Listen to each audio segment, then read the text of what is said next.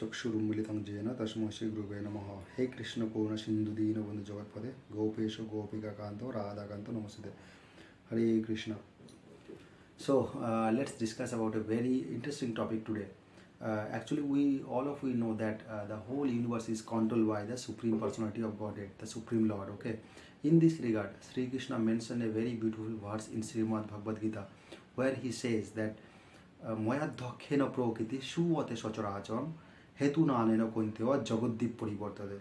That means that whole material nature is works under my guidance. Sri Krishna himself is telling this.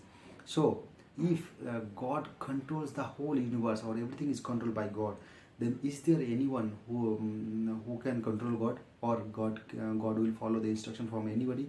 Is there anyone like that? The answer is yes. And who is that person? That person is a pure devotee of Krishna, or pure devotee of the Supreme Lord. And in fact, the Supreme Lord loves to follow the instruction from his pure devotee. Okay.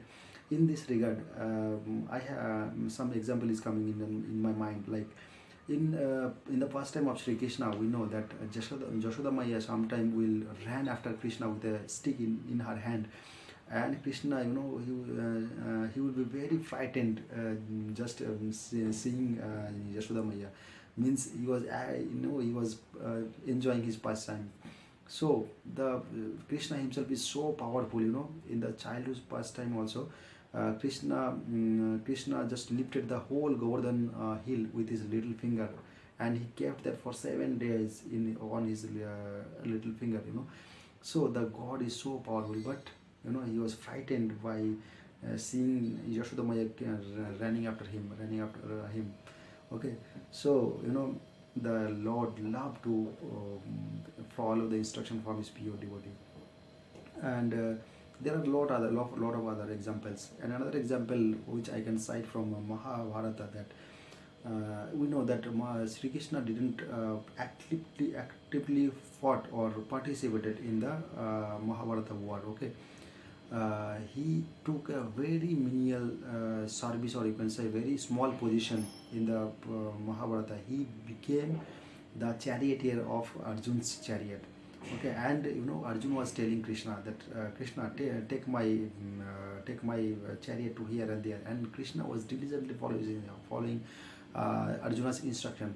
So why Krishna was following Arjuna's instruction, and why Krishna was accepted that small position? Because Arjuna was pure devotee of him, and both Arjuna and Duryodhana came to Sri Krishna to involve Sri Krishna to participate in the war, and God ultimately Sri Krishna was in the side of the Pandavas, because Pandavas, especially Arjuna and Yudhishthira, they were the pure devotee of Sri Krishna. Okay, so there is a whole lot of story regarding this. Okay, so why Krishna was following Arjuna's instruction? Because he loves to follow the instruction from his pure devotee. Okay, and another thing is only the pure devotee of Lord can understand the Supreme Lord. Okay, in this regard also, Sri Krishna mentioned a very beautiful verse in Srimad Bhagavad Gita, that bhakta mama bhi janati javan jaschasmi tattvato, means only my pure devotee can understand me as I am.